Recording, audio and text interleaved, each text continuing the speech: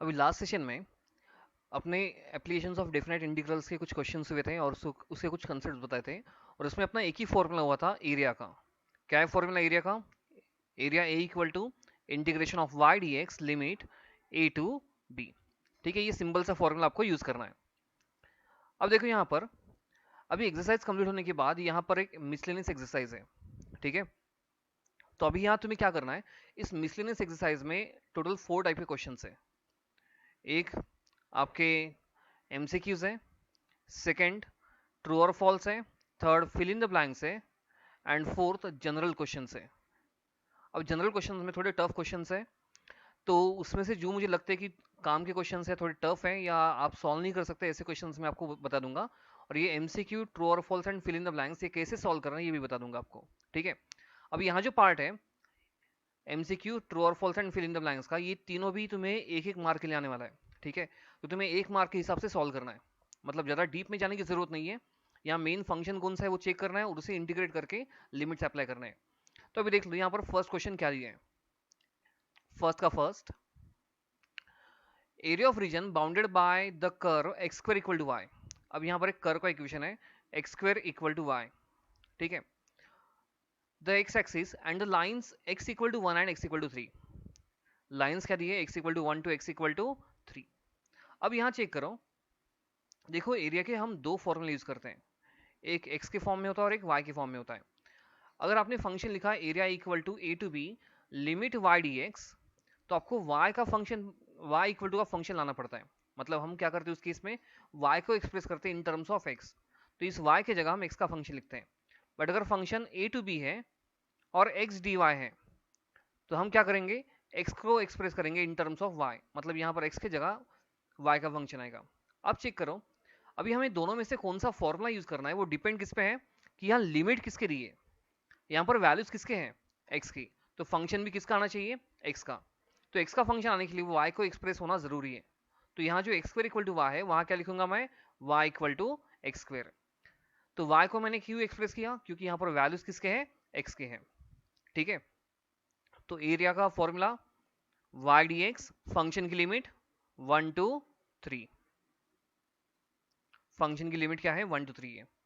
अब y की जगह फंक्शन लिखो, तो ये 1 to 3 x square d x, x square का integration is x cube by 3, function की लिमिट 1 टू 3, फंक्शन की लिमिट अप्लाई करो, तो 3 का क्यूब बाय 3 माइनस 1 का क्यूब बाय 3, तो ये 27 माइनस 1 26 बाय 3 आंसर, मतलब इसका आंसर क्या है, ऑप्शन ए है।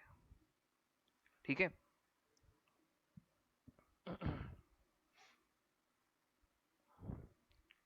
देन इसके बाद क्वेश्चन नंबर 2,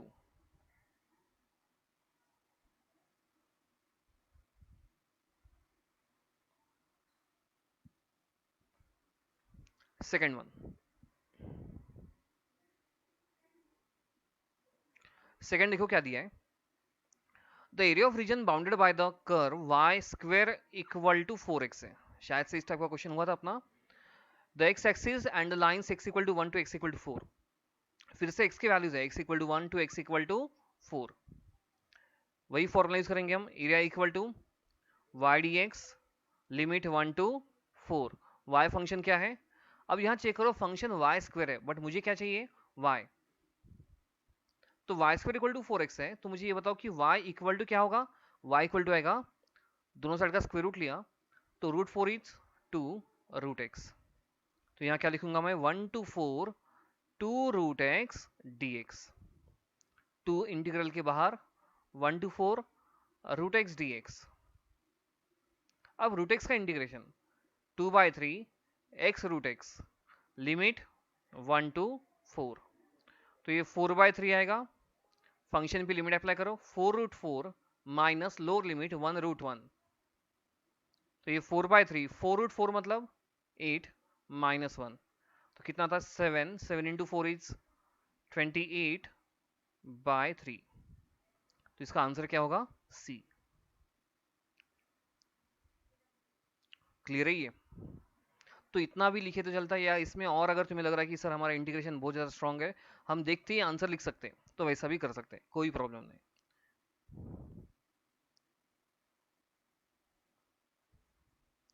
नेक्स्ट वन,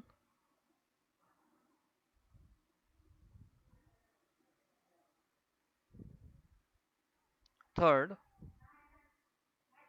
देखो area of region bounded by x square equal to 16y। अब यहां चेक करो, यहां पर कर्व का इक्वेशन क्या दिया है, x square equal to 16y, और वैल्यूज किसके दिए, y के, y equal to 1 and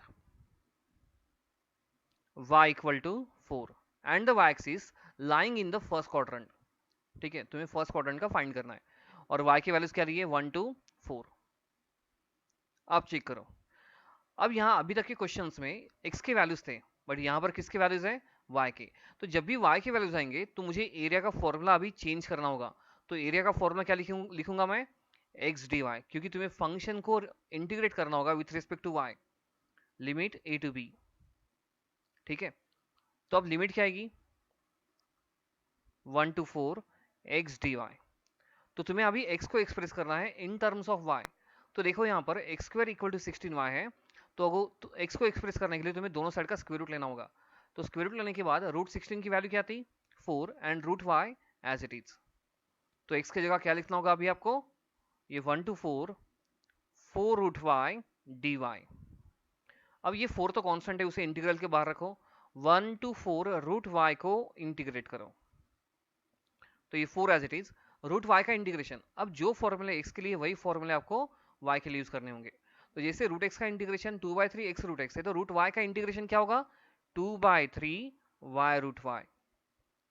function की लिमिट 1 to 4। क्लियर है ना ये।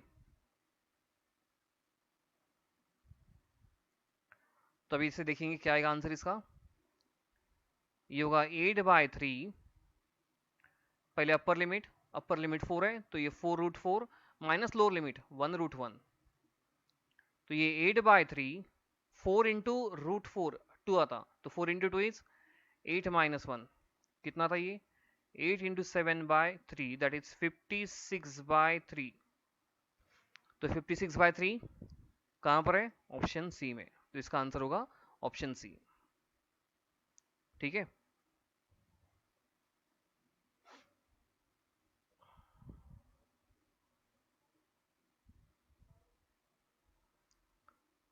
Then fourth one.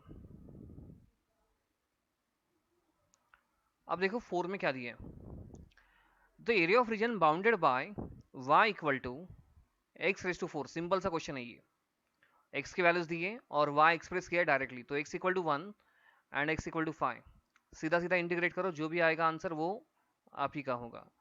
तो y d x limit 1 to 4 sorry 1 to 5 direct लिख दो, तो ये 1 to 5 x raise to 4 d x. अब x रेज टू 4 का इंटीग्रेशन क्या आएगा, x raise to 5/5 limit 1 to 5, पहले अपर देन लोअर, तो 5 raise to 5 divided by 5 minus 1 raise to 5 divided by 5। 5 raise to 5 की वैल्यू आपको पता ही नहीं होगी, इसलिए आप देख के लिखो, 3125 है, 1/5 माइनस ये 1/5, तो 3125 माइनस 1 3124/5। क्लियर है, समझ में आ गया, पूरा अच्छे से देख के लिखो। हाँ, नेक्स्ट वन, क्वेश्चन नंबर 5। अब ये सर्कल वाला है,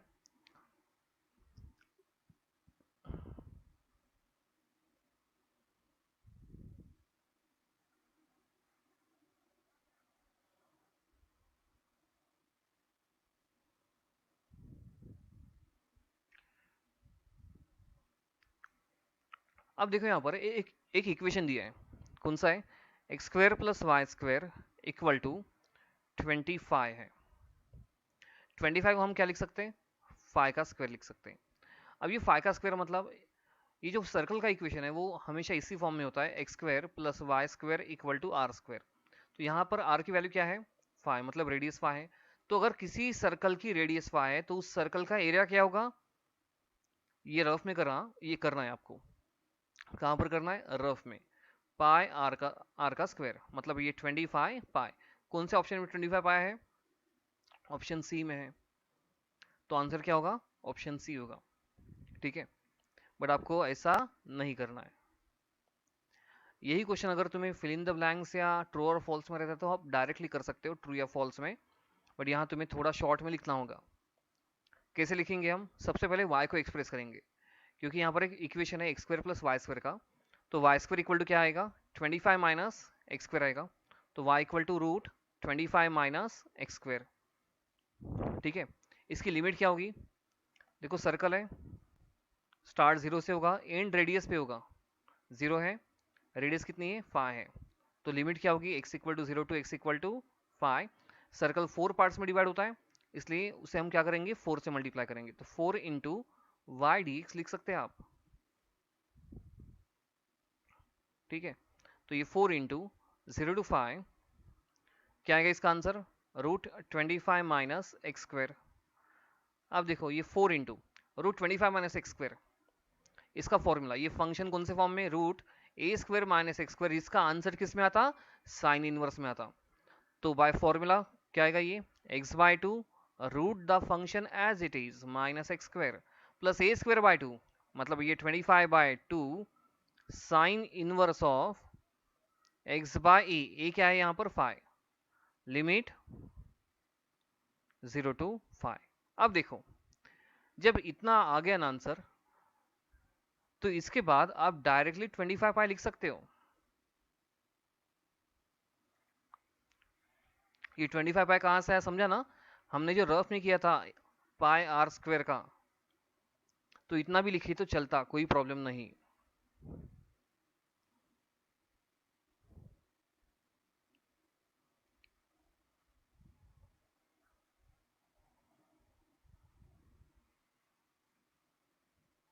तो इसका आंसर क्या आया था? 25 पाई मीन्स ऑप्शन सी। अब इसके बाद फिल इन द ब्लैंक्स।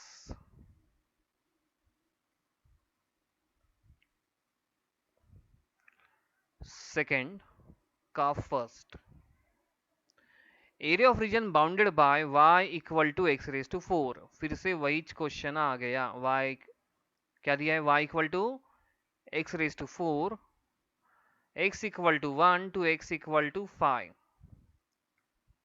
क्या आया था इसका आंसर? ये अभी सॉल्व किया था ना हमने, तो इसका आंसर क्या आया था? एरिया का 3124 डिवाइडेड बाय 5 आया था, तो ये आंसर यहां पर लिख दो। क्लियर है?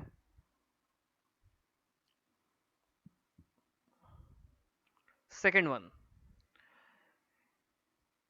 Using definite integration. अब यहाँ क्लियरली मेंशन किया है definite integration, area of circle x square plus y square equal to 49 है, तो एरिया कितना होगा ये तुम्हें चेक करना है। तो पहले वाई स्क्वायर इक्वल टू क्या लिखो? 49 माइनस एक्स स्क्वायर, तो वाई इक्वल टू क्या होगा? रूट 49 माइनस एक्स स्क्वायर होगा। ठीक है ना? तो अब सर्कल की रेडियस कितनी है? 7 है, ये मेरा सर्कल ही समझो। ओरिजिन यहाँ पर 7, तो लिमिट स्टार्ट कहाँ से होगी? 0 से, और एंड कहाँ पर होगी? 7 पे।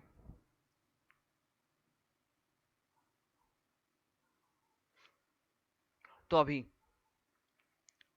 एरिया का फॉर्मूला देखो, अब अगर किसी सर्कल की रेडियस 7 है तो उसका एरिया कितना होगा? पाई आर का स्क्वायर, छोटा वाला फॉर्मूला, तो 7 का स्क्वायर 49 पाई। आंसर ये आना चाहिए। ये आंसर किससे लाना है आपको? इंटीग्रेशन से। तो ये 4 टाइम्स आएगा। क्यों 4 टाइम्स? क्योंकि यहाँ पर सर्कल 4 इक्वल पार्ट्स में डिवाइड हो रहा है। लिमिट 0 टू 7 क्या लिखना है आपको? 49 माइनस, सॉरी रूट 49 लिखो, root 49 minus x square d x. देखो आप, अगर आप 0 टू 7 लिख रहे हो ना, तो 4 से मल्टीप्लाई करो, बट अगर आपने -7 to 7 लिखा, -7 to 7 में 50% कवर हो रहा है। ठीक है, तो उस केस में आपको 2 से मल्टीप्लाई करना पड़ेगा। अगर आप एक क्वार्टर का फाइंड कर रहे हो 25% का, तो 4 से मल्टीप्लाई करो। 50% का फाइंड कर रहे हो तो 2 से मल्टीप्लाई करो। तो 50% फाइंड कैसे करना? लिमिट -7 to 7 लेना। क्लियर है? हाँ, तो अब ये 4 एज इट इज, इसका फॉर्मूला x/2 रूट का function as it is plus a² by 2 मतलब 49/2 sine inverse of x/7 limit 0 to 7। तो आंसर कितना आएगा इसका 49 पाई स्क्वायर यूनिट्स। तो लिखते समय स्क्वायर यूनिट्स भूलो मत, स्क्वायर यूनिट्स। क्लियर है?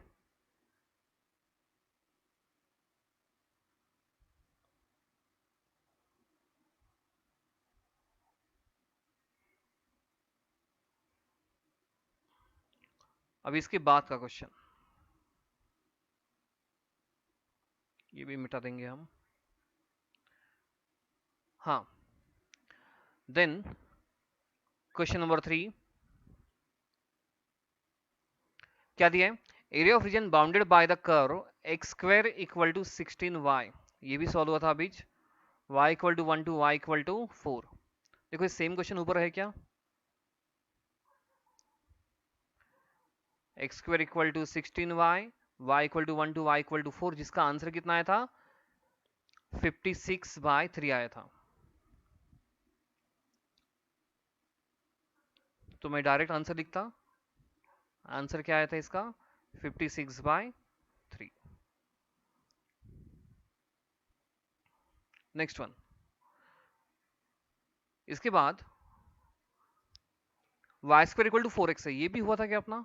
y² इक्वल टू 4x ये भी हुआ था, जिसका आंसर क्या आया था 28/3 आया था।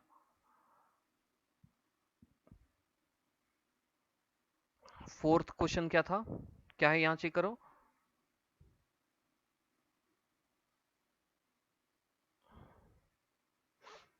अरे फोर्थ क्वेश्चन अलग है थोड़ा। फोर्थ देखो क्या है फोर्थ में, the area of region bounded by the curve.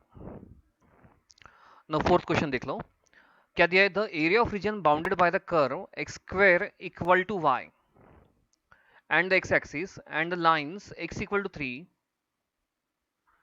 and x equal to 9।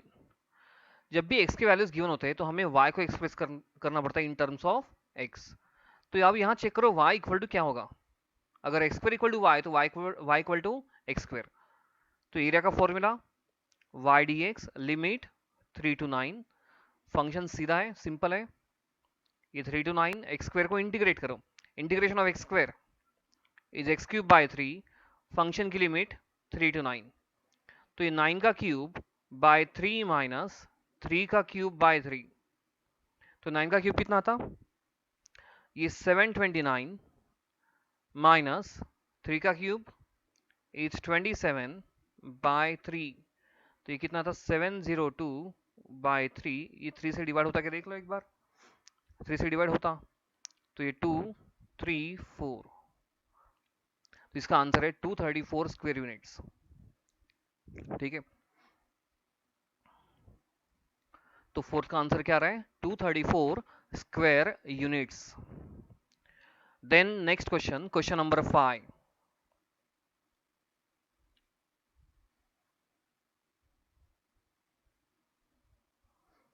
Question number 5, ये मिट रहा क्यों नहीं रे भाई। हाँ चलो,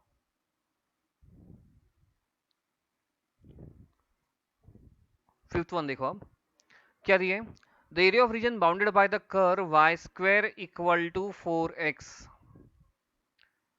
and x equal to 1 to x equal to 4। ये भी क्वेश्चन अपना ऊपर हुआ है, कहां पर, एमसीक्यू में।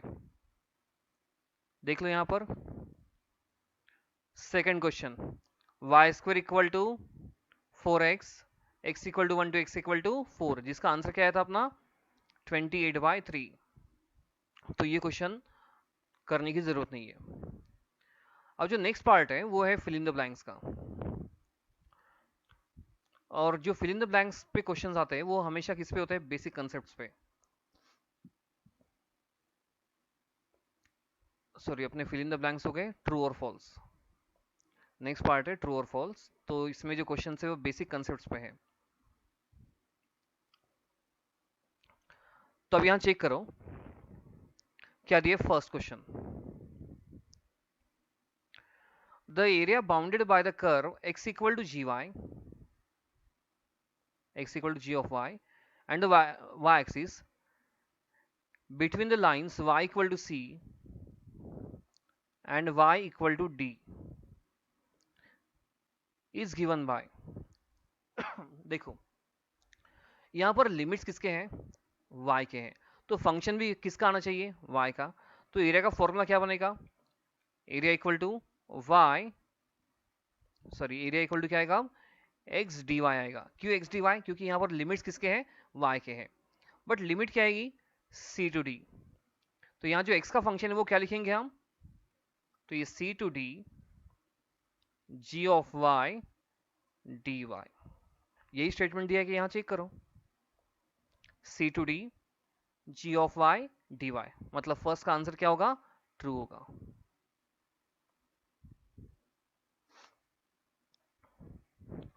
अब सेकंड चेक करो,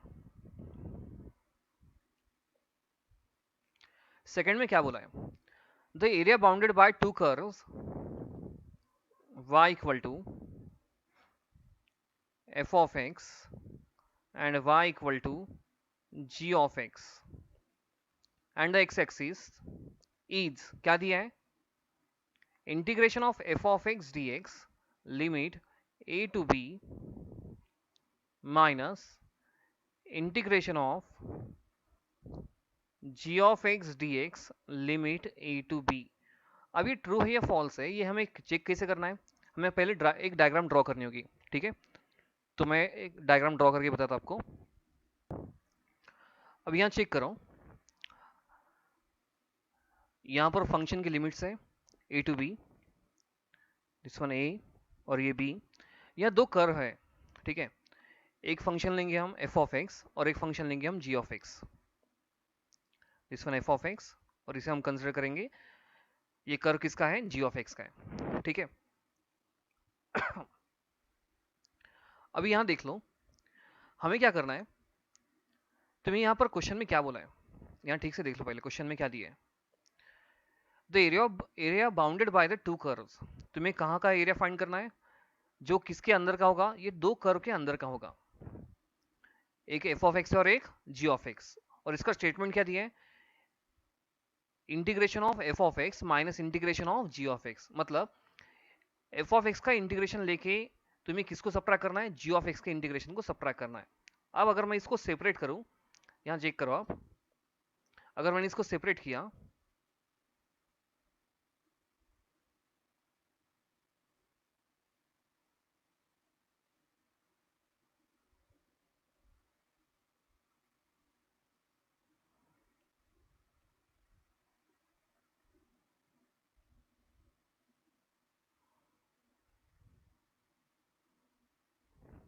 ये कर कौन सा था अपना, ये था g of x। देखो जब भी हम क्या करते हैं, integration of f of x dx लिखते हैं from limit a to b, तो इसका मीनिंग क्या होता है, इसका मीनिंग क्या होता है कि आप क्या कर रहे हो, इस कर्व के नीचे का पूरा एरिया फाइंड कर रहे हो। इस कर्व के नीचे का हम क्या करते हैं, पूरा एरिया फाइंड करते हैं, ये पूरा एरिया ये फाइंड होगा।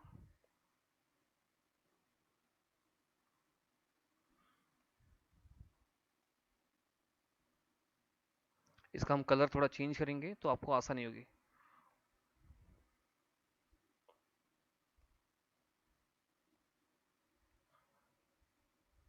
ठीक है, तो हम ये पूरा पार्ट फाइंड करेंगे किससे, integration of f of x से, ठीक है। उसके बाद मैं जब integration of g of x करता हूं,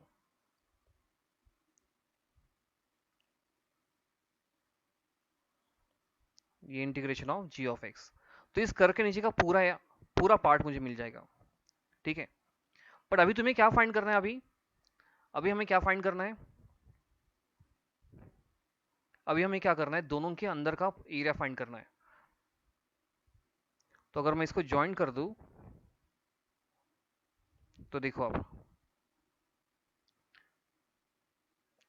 जो पार्ट f ऑफ x में था वो g ऑफ x में भी आ रहा क्या, देखो यहां पर जो मैंने शेड किया है, तो एफ ऑफ एक्स के अंदर का कुछ shaded part g of x में भी आ रहा है, ठीक है। तो मुझे वो नहीं चाहिए, मुझे सिर्फ कौन सा पार्ट चाहिए जो सिर्फ एफ ऑफ एक्स में है बट जी ऑफ एक्स में नहीं है। तो उस केस में हम फाइंड कैसे करेंगे, एफ ऑफ एक्स में से सबट्रैक्ट किसे करेंगे, उस केस में हम सबट्रैक्ट क्या करेंगे, एफ ऑफ एक्स में से जी ऑफ एक्स को सबट्रैक्ट करेंगे, तभी मुझे ये ऊपर वाला पार्ट मिलेगा। क्लियर है? तो यहां जो स्टेटमेंट दिया है ये ट्रू है, तो सेकंड का आंसर भी क्या होगा, ट्रू होगा। फिर भी अगर तुम्हें सेकंड क्वेश्चन में डाउट है तो मुझे मैसेज कर सकते हो, मैं इसको और अच्छे से समझा सकता हूं तुमको, ठीक है। Then third question,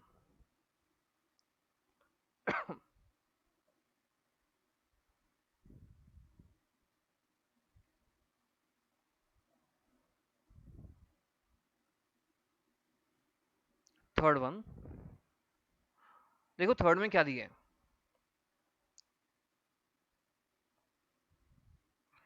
the area bounded by the curve y equal to f of x and the line x equal to a to x equal to b, ये क्या होगा, y का फंक्शन है, x equal to a x equal to b है, तो area का formula क्या रहता है उस केस में, area equal to function f of x d x limit A to b. But किसी किसी केस में हमें क्या करना पड़ता है, इसका मॉड लेना पड़ता है, क्योंकि अगर कभी एरिया निगेटिव आया तो एरिया कभी हम निगेटिव यूज नहीं कर सकते, मतलब एरिया की वैल्यू कभी भी निगेटिव नहीं रहती है, तो उसे पॉजिटिव करने के लिए हम मॉड का यूज करते हैं।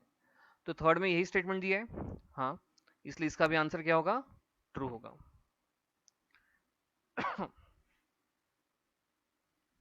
थर्ड का आंसर भी यहाँ ट्रू है। Then fourth one,